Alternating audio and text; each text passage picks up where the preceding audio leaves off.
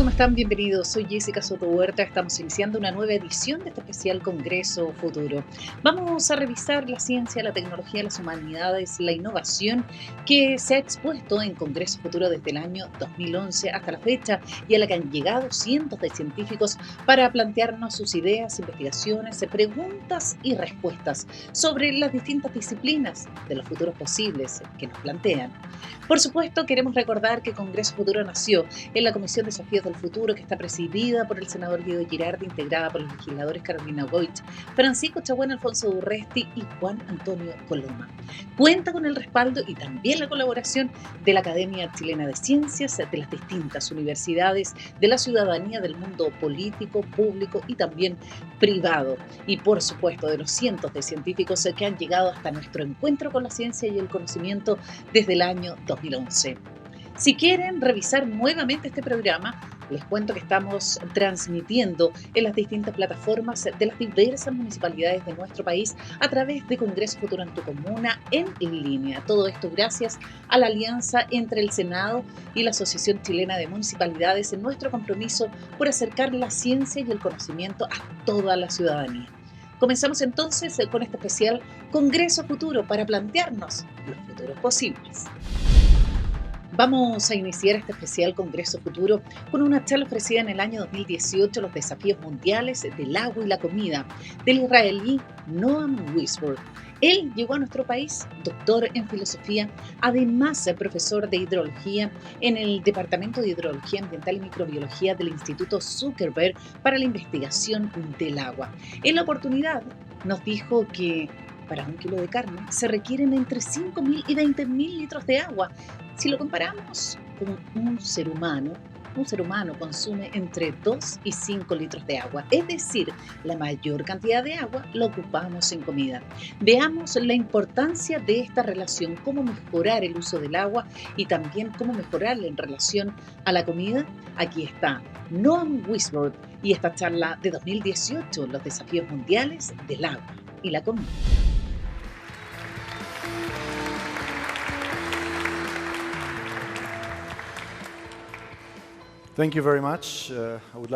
Muchas gracias. Quisiera agradecer a los organizadores del evento y a ustedes por venir a escucharme. El título de mi presentación es Desafíos de seguridad de agua y alimentos alrededor del mundo, y voy a tratar de abordar esto muy rápidamente porque no tenemos mucho tiempo, pero un par de cosas. Primero que todo, quisiera presentarles el problema general, el nexo de agua, alimento, energía y sanidad. Voy a enfocarme en agua y en alimento y en algunos puntos destacados, y luego voy a entrar en detalle en nuestra región. Provengo de Israel y vamos a estudiar algunas maneras para un mejor manejo o gestión, y también voy a tratar de terminar con mi perspectiva personal. Creo que todos los que están aquí presentes saben que el agua se ha convertido en un gran problema y está creciendo cada vez más. Voy a mencionar un informe reciente que se publicó el año pasado por la ONU, prediciendo que en 30 años 45% de la población mundial vivirá bajo escasez de agua. 45% de la población mundial son muchas personas y tenemos que abordarlo. Provengo de una región que tiene escasez de agua desde que se inició nuestro país, entonces hemos tenido que encontrar algunas soluciones para ello. También vale la pena recordar que cuando hablamos de áreas áridas, las personas piensan de áreas áridas. En varios lugares hablamos de más de 40% de la zona terrestre y 35% de la población mundial, que también está creciendo. Muchas personas viven en zonas áridas y la razón principal por el problema es bastante obvia. Sabemos que vivimos en tiempos donde hay un crecimiento poblacional importante, hay diversos modelos que pueden ver aquí que entregan diversos valores y cifras, pero en general hay un crecimiento poblacional importante y al hablar del crecimiento poblacional hablamos de más personas y más personas requieren más alimento y más alimento requiere más agua, mucha agua. Para recordar que debemos producir 1 kilo de carne, requerimos entre 5.000 y 20.000 litros de agua. Es mucha agua. Y al hablar del agua que bebemos, bebemos alrededor de 3 a 5 litros al día, pero el agua que se requiere para cultivar la comida es entre 2.000 y 5.000 litros al día. Entonces, la mayoría del agua se usa para la producción alimentaria. Otra cosa que vale la pena recordar es que al hablar del crecimiento poblacional estamos hablando particularmente de países en desarrollo, países débiles. Y estos países tienen problemas importantes o el problema mayor para estos países son el agua y el alimento. Esta presentación no tiene que ver con el crisis de agua en países en vías de desarrollo. Eso requeriría otra presentación. Pero voy a mostrarles algunas cifras para poder entender dónde nos ubicamos. 1,5 millones de niños mueren todos los años debido a enfermedades en base al agua y se pierden muchos días días escolares debido a enfermedades ligadas al agua. Es un problema importante en estos países. Y decidí mostrarles estas imágenes para demostrar que no tiene que ser médico ni tampoco un profesor de hidrología, que si usted toma o bebe el agua que está en estas dos imágenes inferiores, lo más probable es que vaya a quedar enfermo. Estas fotos las tomamos en expediciones que hicimos con nuestros estudiantes en aldeas rurales en África.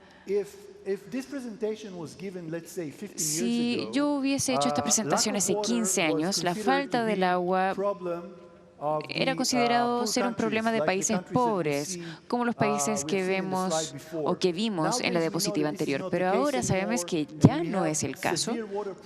Tenemos problemas hídricas importantes, incluso en los Estados Unidos. En la parte occidental de los Estados Unidos, en los últimos 5 a 6 años ha habido una sequía significativa, y vemos problemas hídricas importantes, particularmente en California, pero no solamente en esa zona. Entonces ya no es un problema solamente de los países pobres. Las razones son que hemos visto el crecimiento poblacional, pero también la desertificación, cambio climático, no importa si el cambio climático es parte de un ciclo natural o como resultado de actividad humana. Tenemos cambio climático y hay sequías, eventos extremos, temporadas poco usuales y, por supuesto, el estilo de vida que va cada vez más subiendo requiere más agua. Entonces, el tener dinero pero no tener agua llegó a ser un problema muy común. ¿Para qué se usa el agua? Ya se los mencioné. Cada país tiene un diagrama un poco diferente, pero entre el 70 a 75% del agua que se usa alrededor del mundo es para la agricultura, para producción de alimentos. Creo que podemos decir que la eficiencia del uso del agua en la agricultura esto es el jugador más importante de la escasez hídrica en el mundo. O podemos ver que la seguridad de alimento y del agua son dos caras de la misma moneda, porque si ahorramos agua para la producción de alimentos, estaríamos haciendo un gran cambio.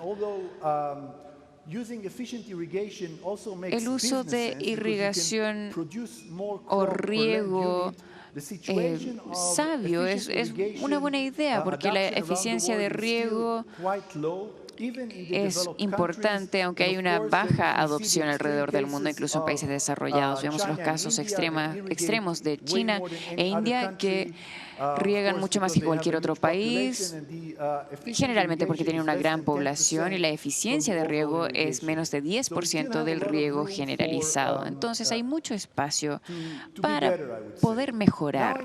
Tenemos muchas oportunidades para mejorar. Y vamos a hacer un zoom a mi región. Es una imagen satelital del Mediterráneo. Pueden ver el delta del Nilo a la izquierda, el Mar Muerto y el Mar Mediterráneo.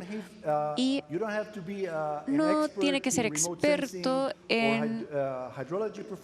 un profesor de hidrología para decir que vivimos en una zona árida.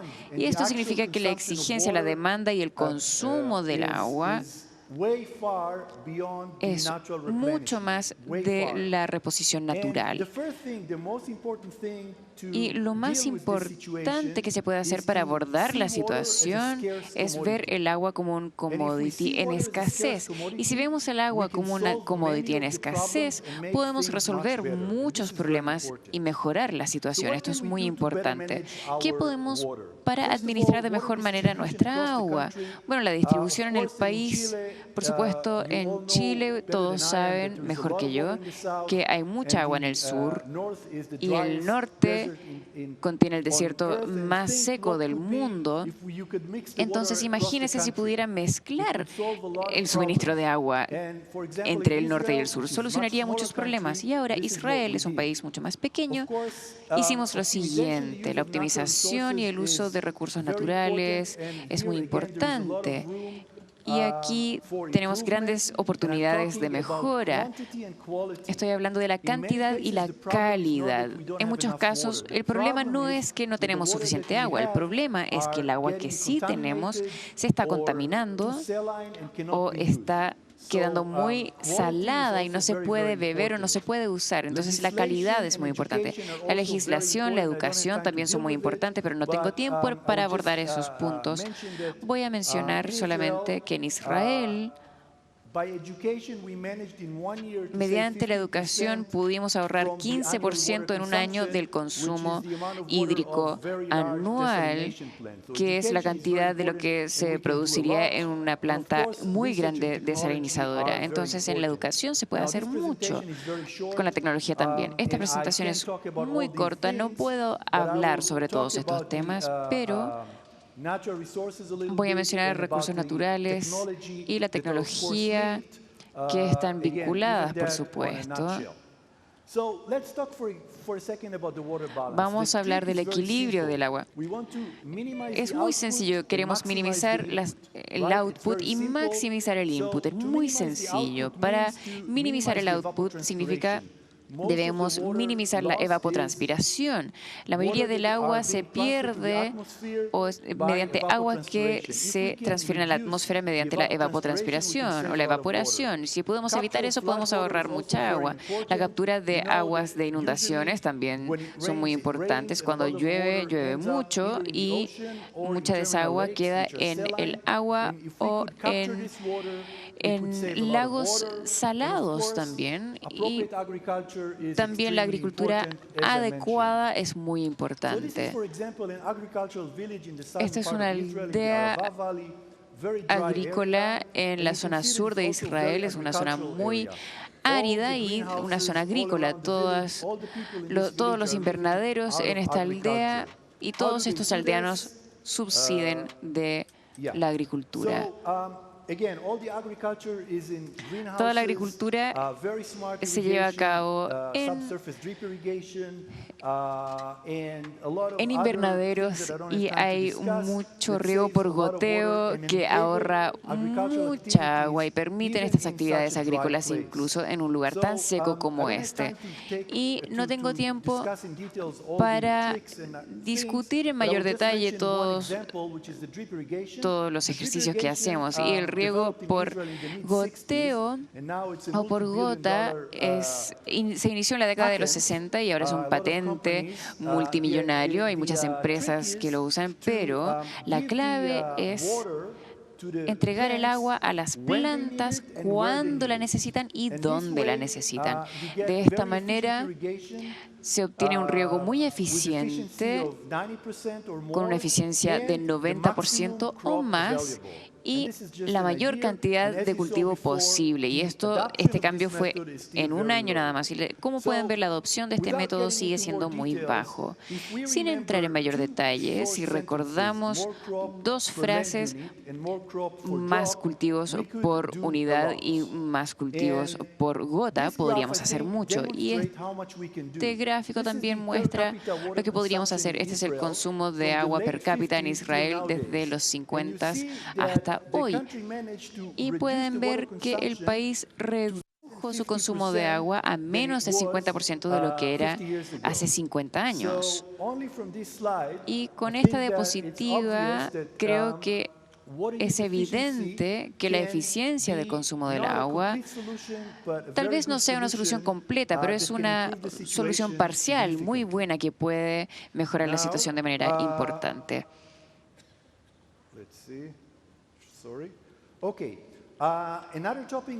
Otro tema es la producción de agua nueva. Y cuando digo producción de agua nueva, hay dos temas muy diferentes. Uno es el reuso de aguas servidas o aguas grises tratada, y la segunda es desalinización. Y entonces, aguas servidas tratadas significa que estamos recolectando nuestras aguas grises y usándolas, tratándolas y reutilizándolas para la agricultura. Y hoy tenemos tecnología que nos permite tratar el agua hasta que llegue a un nivel muy alto de purificación, y en algunos países, se bebe el agua tratado de aguas grises. En Israel sigue siendo ilegal, pero es posible hacerlo. Pero como pueden ver, en Israel estamos reutilizando 90% de nuestras aguas grises y negras de las casas, y estamos tratando el agua. Y esto es mucho más que cualquier otro país. Se utiliza una y otra vez. Y si es que se estudia el consumo de agua del sector regional o local agrícola, cuando empezamos a usar este tratamiento del agua, todo el agua era agua potable. Y a partir de la mitad de los años 90 vemos menos y menos agua potable y más agua tratada, reutilizada, que se está usando para la agricultura, y esto ahorra, por supuesto, mucha agua. Ahora, debo mencionar que cuando estamos haciendo algo así, cuando empleamos tecnologías nuevas, la investigación es obligatoria. Debemos asegurarnos de que no estemos generando daño, ya sea a largo plazo o a corto plazo, a nuestros suelos, al agua subterráneo y, por supuesto, a nuestros cultivos. Y hay mucha investigación que se está asegurando que no estemos generando daños. Vamos a hablar de la desalinización. Esta fue la portada de una antigua revista de Time. No tiene que ser pez para poder beber agua de mar. Y en Israel, hasta 2004, si usted quería beber agua de mar, tenía que ser un pez. Pero 12 años después estamos desalinizando más de 600 millones de metros cúbicos al año, que es casi 75% del agua potable del estado, y eso significa que nos hemos liberado casi completamente del tema de cambio climático, porque la desalinización es lo mismo, ya sea si el año fue un año árido o un año húmedo. Entonces, esto cambió el equilibrio del agua para Israel.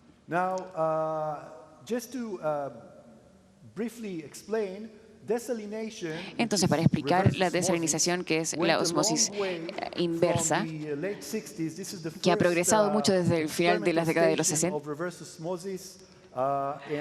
la osmosis inversa, así es como se ven las plantas hoy en día. Hay mucha ciencia que se ha invertido en la mejora de la osmosis por inversión para la desalinización, para que sea más eficiente, más barato. Estas son algunas actividades que se están llevando a cabo para mejorar la tecnología desalinizadora. En resumen, creo que hemos visto Y espero que en esta presentación pude convencerles que el agua es un recurso muy valioso, pero es un recurso muy escaso y también es inestable y frágil. Por lo tanto, la conciencia, la educación, innovación y la tecnología son muy importantes para poder abordar este tema. Y la crisis alimentaria y de agua que acabo de abordar es algo que no podemos prevenir. Hay demasiados factores que no podemos cambiar, pero sí hay mucho que podemos hacer y debemos hacer.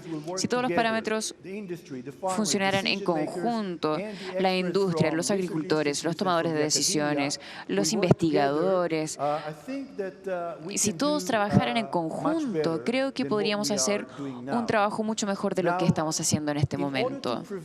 Ahora, para poder prevenir errores críticos, desafortunadamente hay muchos ejemplos de errores críticos que en muchas ocasiones son irreparables o que debe invertir miles de millones de dólares para poder revertir la situación a lo que era anteriormente.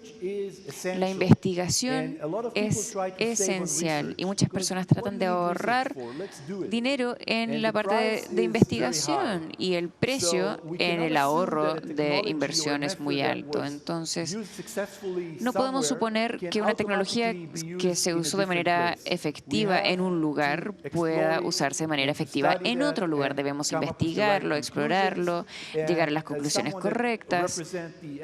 Como alguien que representa la academia, creo que podemos y debemos mejorar esta crisis global de agua y alimentos. También quisiera agradecerles una vez más por estar aquí y a los organizadores de este evento tan maravilloso. Muchas gracias. Ahí estaba la charla ofrecida por Noam Wisworth en el año 2018 en Congreso Futuro, los desafíos mundiales del agua y la comida. Cifras alarmantes. 1,5 billones de niños mueren al año por problemas de agua. Pero estos problemas de agua no solo se dan en países pobres, sino que también en países ricos como Estados Unidos. Junto a esta charla, nosotros hacemos un breve alto en este especial Congreso Futuro. Les recuerdo que ingresen a las redes sociales de Congreso Futuro, Twitter, Instagram y Facebook. Y por supuesto, si quieren revisar otras charlas en www.congresofuturo.cl. Volvemos.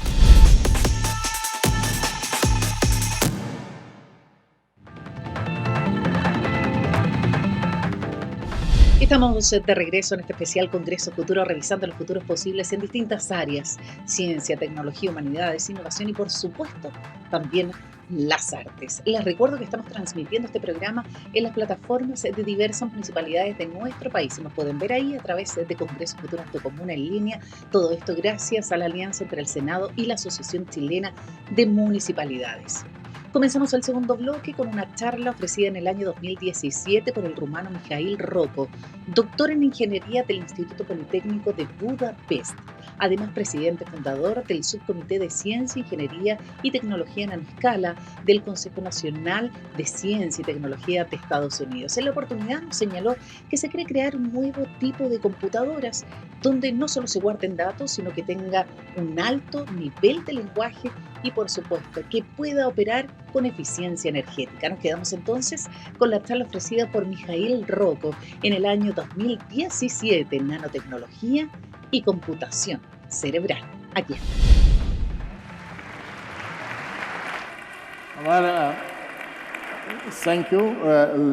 Muchas gracias, señoras y señores. Buenas tardes. Me gustaría darle las gracias al comité organizativo por haberme invitado a este evento visionario. Voy a hablar sobre dos temas que están relacionados. Uno es sobre las tecnologías emergentes de propósito general como la nanotecnología. Y una que es uno de los desafíos más importantes, que es la computación similar al cerebro. Ahora, ¿por qué este tema es importante? ¿Cómo estos átomos están arreglados desde el primer nivel de organización? Entre 100.000 a 200.000 átomos determinan las propiedades fundamentales de la materia a nivel macro, a escala macro.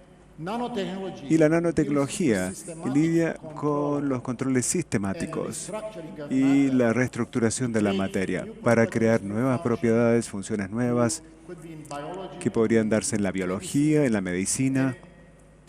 Y el rango típico donde estas nuevas propiedades se definen están entre 1 y 100 nanómetros. Esto quiere decir entre un átomo y 100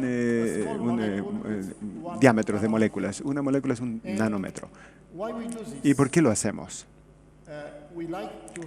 Nos gusta tener materiales siempre más económicos, dispositivos económicos, y también para hacer cosas que no es posible hasta la actualidad. Y uno de estos tipos de cosas que yo voy a mencionar es la computación similar al cerebro. Significa entonces que una vez que hemos creado los bloques constructores que tienen distintas propiedades, podemos construir de manera jerárquica casi cualquier sistema. Otro aspecto interesante es que tenemos un número finito de átomos. Sin embargo, a través de esta integración a una escala nano, podemos obtener un número infinito de propiedades y además de funciones. Debido a esta relevancia, es importante porque esto se reconoció a un nivel de los 20 presidentes en el mundo hablaron sobre este tema. Ciertamente fue el presidente Clinton, uno de los primeros. Y en este momento tenemos una iniciativa nacional de nanotecnología con varios departamentos de energía, la Fundación de las Ciencias Nacionales y hay muchas otras instancias gubernamentales. Y un presupuesto que es acumulativo, que incluso es el segundo a nivel del Apolo, que fue el que se hizo. Y el retorno incluso ha sido mayor que el Apolo, porque tenemos los resultados ya en tierra para los materiales, para el campo médico, para la electrónica, por lo tanto es muy concreto. Y hay 4 presidentes que han apoyado esta iniciativa. Ahora, ¿cómo comenzó? En los primeros 10 años nos enfocamos en construir componentes como nanotubos de carbono, quantum dots, distintos polímeros. La segunda etapa nos enfocamos en ensamblar estos en los sistemas más grandes. Y de esta manera, como lo estamos haciendo en la tercera fase, después del 2020, el foco va a ser en crear plataformas de tecnologías totalmente nuevas. Una de ellas va a ser la intersección entre la nano, bioinformación, conocimiento, etc.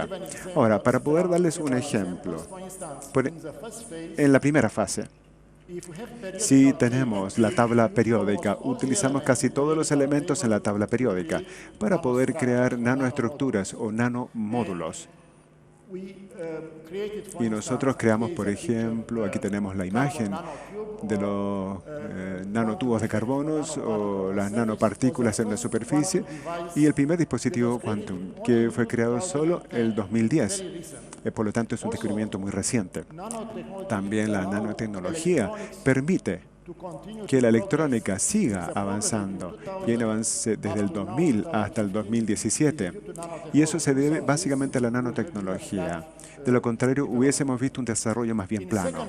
En la segunda fase, nosotros vemos a las mediciones directas. ¿A qué me refiero? Vemos cada uno de los 10 menos 15 segundos de los átomos que se mueven como una nube de átomos y nosotros comprendemos los procesos que ocurren. En segundo lugar, tenemos la base de la ciencia para poder crear nuevas estructuras. Por ejemplo, tenemos una estructura de 12 átomos hecho por IBM para crear dispositivos remotos para monitorear la salud, el medio ambiente y muchas otras aplicaciones. En la tercera fase, después del 2020, el foco se dará en construir estructuras sistemáticas cerca de los seres humanos para utilizar biorrobóticas y otros elementos. Tenemos 2 ejemplos acá, que es la interfase que se da entre los sistemas biológicos y electrónicos y también construir aviones totalmente nuevos que tengan características nunca vistas. Hay otras aplicaciones que han comenzado a penetrar la industria desde el 2010. los biodispositivos y distintas entregas de medicamentos, reemplazo de huesos, etcétera, muchos otros. Lo que es interesante es que Chile básicamente es parte ya de esta iniciativa global de ciencia, y en este momento hay 80 países que tienen programas con metas similares, con el propósito similar, y ya hemos llegado a un billón de dólares. Para dar una perspectiva, es 2,5% del PIB en Estados Unidos. Por lo tanto, es una suma enorme de dineros apropiados para esta investigación. Aquí tenemos una gráfica con los programas nacionales en los Estados Unidos y podemos ver que hay 4 programas importantísimos que se enfocan en la nanotecnología, tecnologías de la información, biomédicos e investigación del cerebro. Lo que es interesante notar aquí es que todos estos están conectados a través de una lógica para la interacción entre los investigadores a nivel horizontal, pero además en el tiempo. Incluso, más aún, estos se combinan en el tiempo, y como vemos al lado izquierdo, tenemos la computación similar al cerebro, y al combinar los avances de la nanotecnología y la investigación en el cerebro y las tecnologías de la información, nosotros podemos avanzar a nuevas áreas de investigación. Y una de estas áreas que comenzamos hace unos 2 años atrás, bajo la Oficina de las Ciencias y Tecnología en el Lifehouse, fue la computación similar al cerebro. Ahora, ¿de qué se trata? Queremos crear un nuevo tipo de computadores que no guarden solamente datos, sino lo que hacen más bien, pueden compilar todos los sistemas de los sentidos que las personas tienen y resuelven nuevos problemas, y que antes no se le daban a los computadores. Por lo tanto, tienen un lenguaje de alto nivel y son capaces de aprender, y pueden extraer conocimiento de los datos y pueden operar con eficiencia energética, lo que es comparable con el ser humano. Por eso se llama así. Esto implica un rango de programas de investigación que tienen que contribuir a este desarrollo, comenzando con el reconocimiento de patentes, por ejemplo, la inteligencia con materiales, también comunicaciones naturales y muchas otras. Todo esto requiere nanoestructuras para poder tener materiales por diseño y sistemas por diseño. Otra meta es tener algo que sea comparable al cerebro humano. Hay muchas diferencias. Primero, el cerebro humano tiene una operación paralela, múltiples operaciones a la vez. Por lo general, unas computadoras tienen una arquitectura en serie. Pero, ¿cuál es la característica más importante? Los computadores resuelven un problema en la actualidad, dada desde afuera, con un programa dado. El cerebro, por otra parte, puede manejar múltiples problemas a la vez y los puede correlacionar. Y además puede tener un resultado con un bajo consumo de energía. Por ejemplo, si comparamos un equivalente de las actividades intelectuales, son como 25 watts para el cerebro, y esto corresponde como a 100 megawatts ahora para una computadora. También los computadores, en este momento, el cerebro es una estructura húmeda, no así el computador, pero ahora el cerebro funciona modulando y tiene fluctuaciones continuas y modulaciones que son introducidas por distintos factores externos. Y la conclusión es que las acciones también se pueden realizar por la modulación. ¿Qué es lo que tenemos que hacer entonces para llegar a funciones comparables? No queremos reproducir solamente al cerebro. Sin embargo, el primer paso ha sido reproducirlo. Y aquí les voy a mostrar. Ahí llego, en esa presentación. Significa entonces que el primer paso, hacemos mediciones en el cerebro y nosotros vemos exactamente cómo las neuronas están conectadas. IBM construyó una computadora duplicando exactamente la estructura cerebral. Y esto se llama Synapse y fue construido hace unos 3 o 4 años atrás, pero puede hacer solamente un reconocimiento de patrones y utiliza como 100 veces menos de energía que los computadores normales, que son los mejores computadores. El próximo paso fue desarrollar funciones que son similares al cerebro. Eso significa que simplemente duplicar el cerebro no es una operación beneficiosa porque es muy costoso para crear esa estructura. Por lo tanto, nosotros, primero que nada, vimos con imágenes de alta resolución para ver la estructura del cerebro, hasta una sola neurona y una sinapsis, y desarrollamos nuevos métodos de calculación para simular esto, y utilizamos manipulación optogenética para probar distintas ideas. De ahí en adelante, entonces, nosotros vimos qué es lo que faltaba en la electrónica. Por ejemplo, los computadores actuales no pueden avanzar porque desde el 2003 esto es más bien plano, la energía es un tema crítico y también el número de transistores sigue aumentando, pero se espera que en 2 o 3 años vaya a llegar al límite cuando tengamos 7 nanómetros. Eso significa que la estructura actual para ese tipo de computadores no puede continuar tal como está.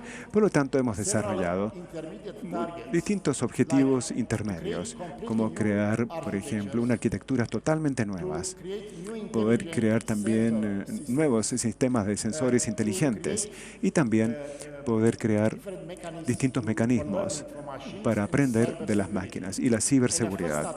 Y en el primero de ellos, la idea es tratar de simular con una red neural cómo funciona el cerebro y avanzar en este sistema. IBM, por ejemplo, y todas las grandes compañías comenzaron hace 2 o 3 años para analizar el mismo problema. IBM, entonces, como decía, en la actualidad, en lo que es similar a la Fundación de las Ciencias Nacionales y estos programas que tenemos, estamos trabajando en colaboración con ellos, tiene neurosinápticas, que es solamente para el reconocimiento de patrones. La computación cuántica, que sigue estando un poco lejos, y los sistemas también neuromórficos que se pueden desarrollar pronto a un nivel de sofisticación con el tiempo. Ahora, para ir a la computación similar al cerebro, necesitamos distintas dimensiones. Traer nanotecnología, tecnologías cognitivas, ciencias de la computación, ciencias del cerebro.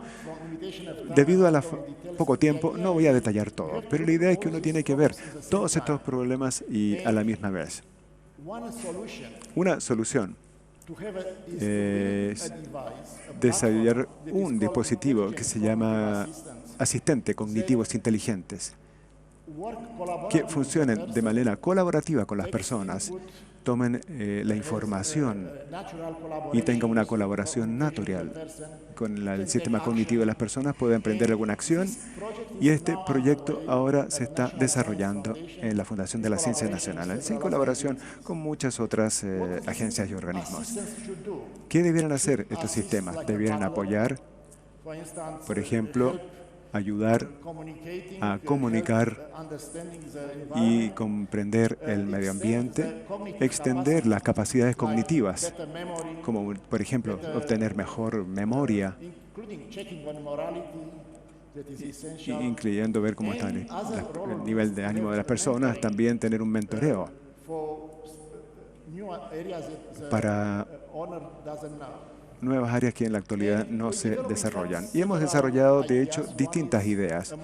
Una de ellas es una estructura modular, donde comenzamos con la percepción de los patrones, datos internos, resolver problemas nuevos, toma de decisiones, lenguaje natural, y esto tiene una estructura modular. Algunos módulos se van a agregar para personas mayores, otras para el aprendizaje, otras para aumentar la productividad.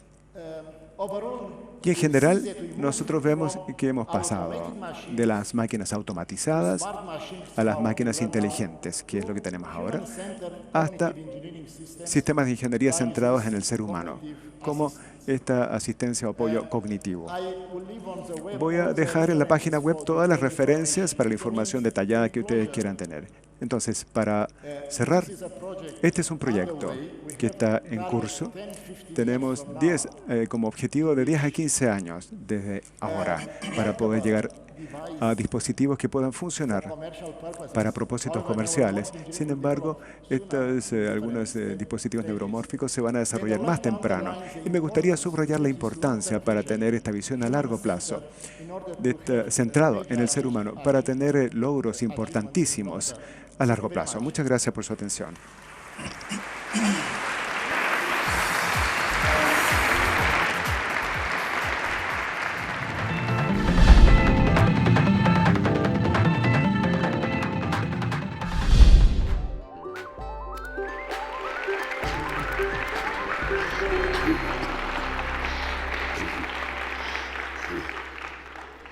Bueno, después de lo que expuso Paula, a mí me toca hablar del morir y trascender en el espacio virtual. Entonces,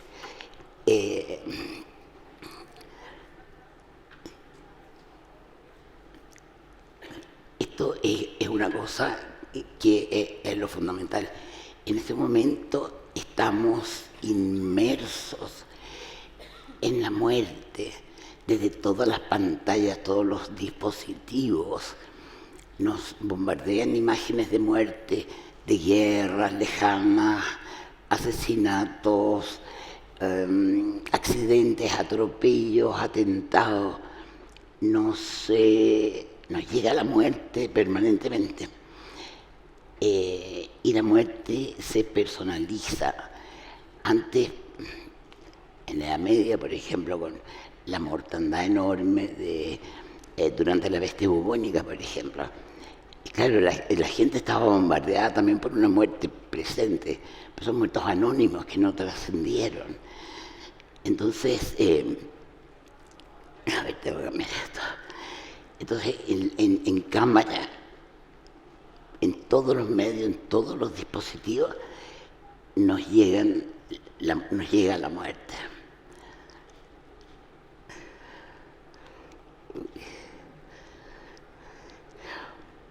Bueno, hay muertes colectivas, muertes en catástrofes naturales. Estamos acostumbrados en los terremotos, en los tsunamis. Está la muerte durante los genocidios, muertes de millones de personas por razones políticas o raciales o étnicas en distintas partes. Y todas estas muertes están instaladas en el espacio virtual.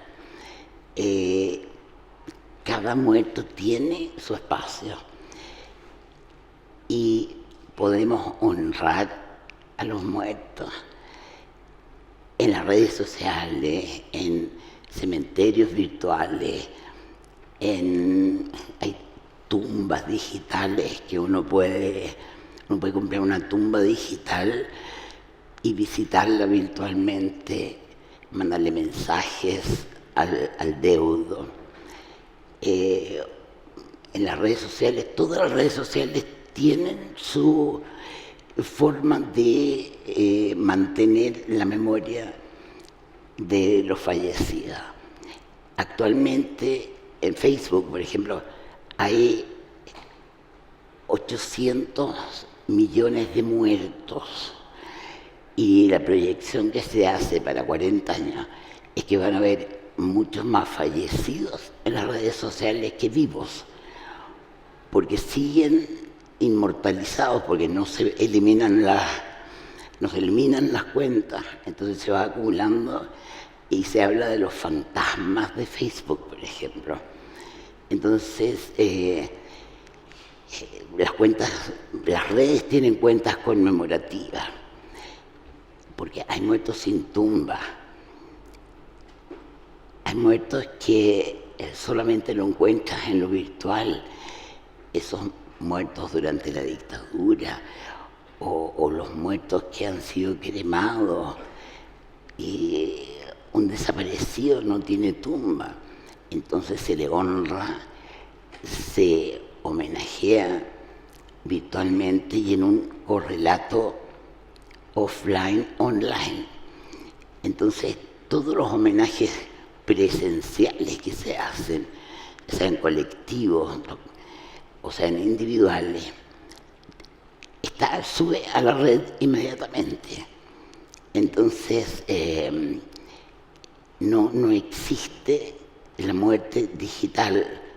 Todavía me imagino que van a encontrar alguna forma de que se puedan ir eliminando todas esas presencias fantasmales. Para cambiar la diapositiva. Ay, de veras, claro. Una vez a la Hasta ahí, ya. Bueno. Fantástico. Pequeño detalle.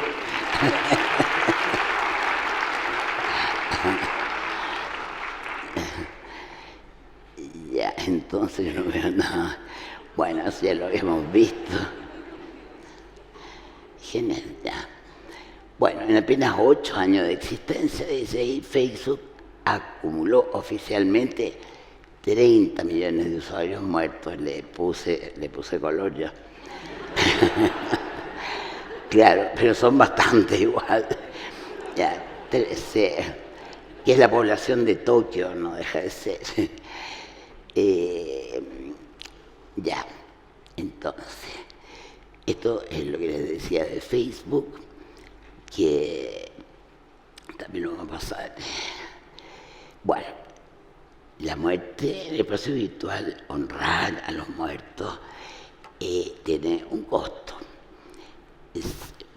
Hay cementerios virtuales. En Chile encontré el cementerio metropolitano que tiene una red social donde uno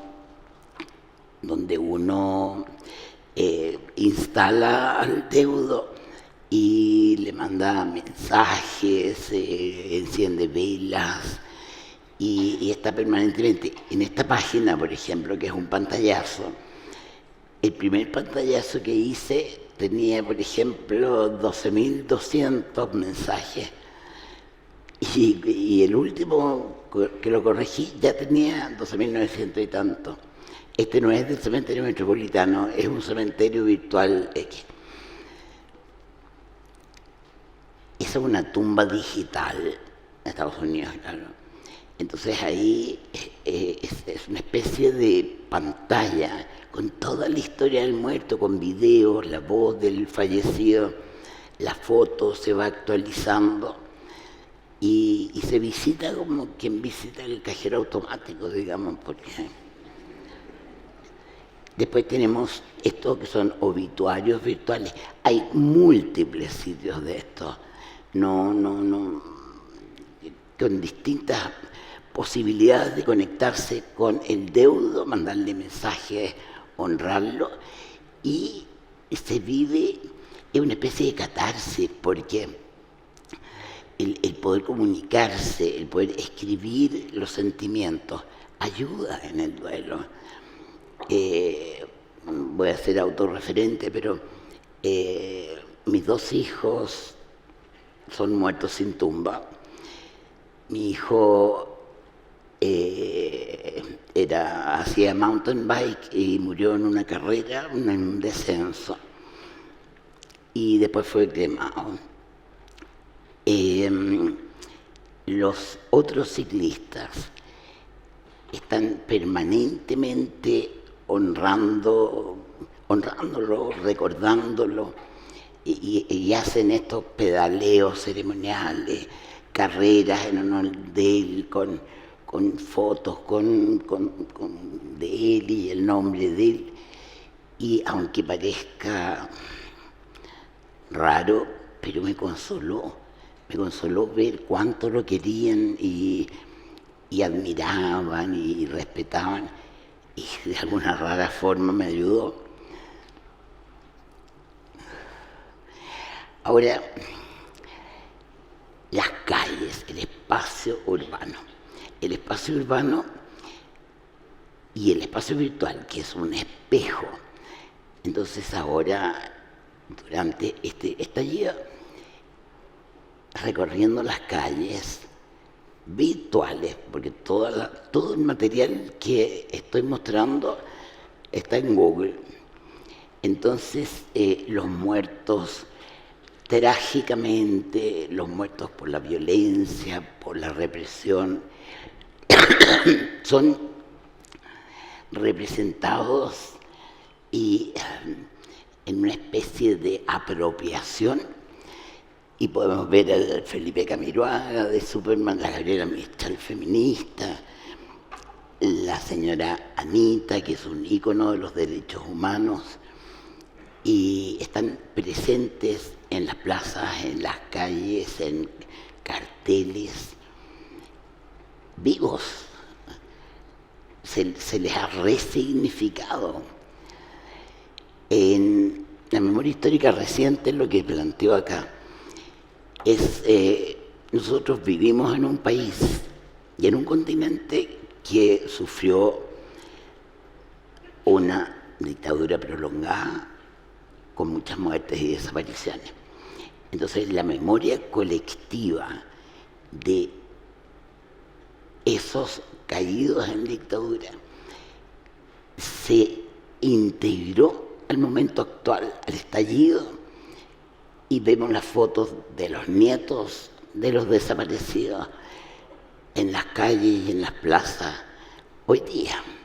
Entonces es una resignificación y un revival.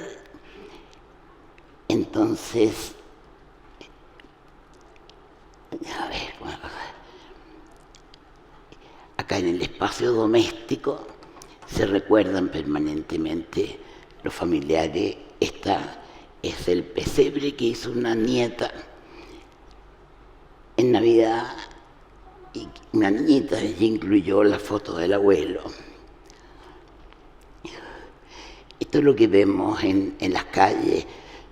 La foto de la izquierda está en el GAM, pero está en internet, por supuesto, pero la ubicación física es en el GAM.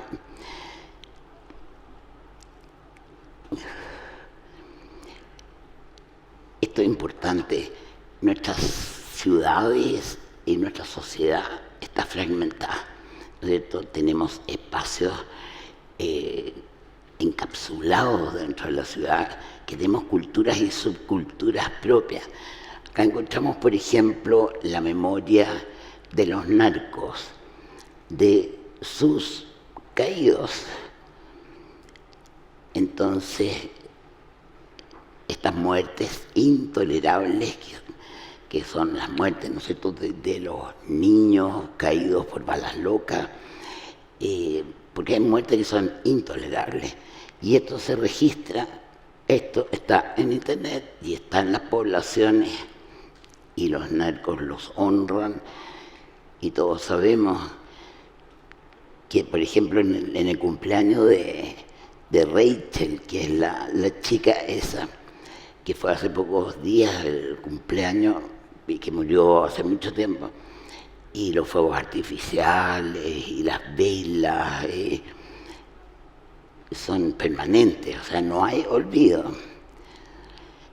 Después están los lugares y los sitios de memoria.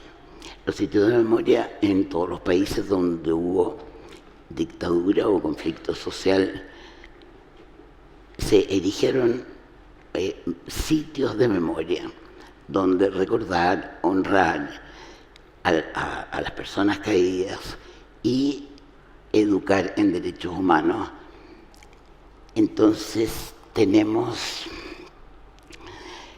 en Chile hay múltiples sitios de memoria, y en toda Latinoamérica y en el mundo. Y esos memoriales se viven, porque la gente va, incluso va en la familia, hay actividades de todo tipo permanentemente. Y ahora estamos con el estallido de octubre.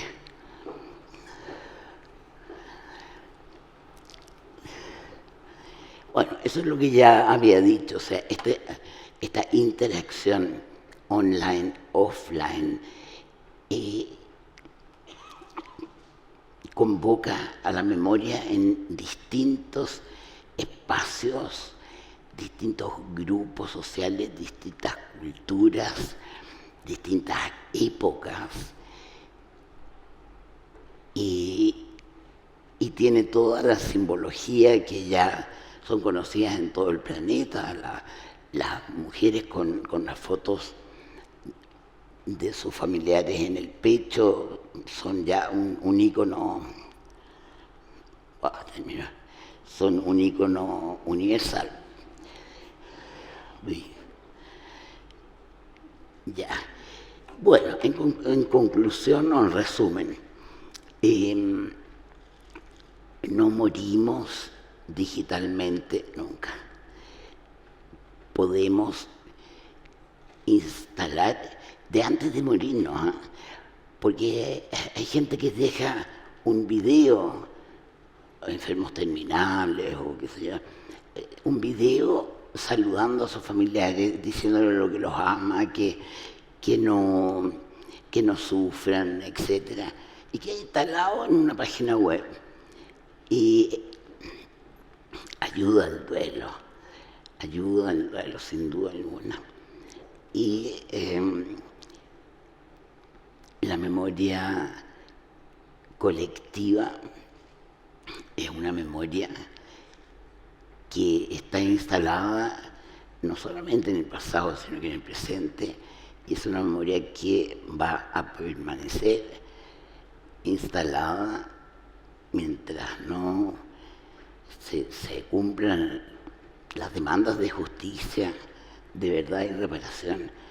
La memoria va a estar instalada en el futuro. Eso sea, eso no.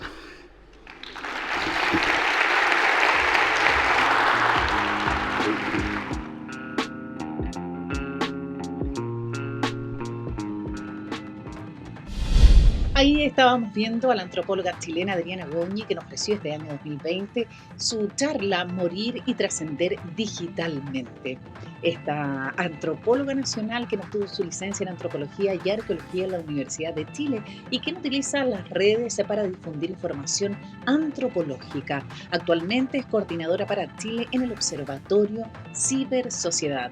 Junto a Adriana Goñi concluimos este especial Congreso Futuro. Los dejo invitados a que nos sigan en las plataformas de las distintas municipalidades de nuestro país a través de Congreso Futuro en tu comuna en línea. Todo esto gracias a la alianza entre el Senado y la Asociación Chilena de Municipalidades en el compromiso de acercar la ciencia y el conocimiento a toda la ciudadanía y así llegar a todos los rincones de nuestro país. Los dejo invitados a que revisen otras exposiciones en distintas materias: ciencia, tecnología, humanidades, innovación y también las artes, donde en www.congresofuturo.cl, y que siga las actividades de Congreso Futuro a través de las distintas redes, Twitter, Instagram y Facebook. Soy Jessica Soto Huerta, gracias por habernos acompañado. Los dejo invitados a una próxima edición de este especial Congreso Futuro. Nos vemos.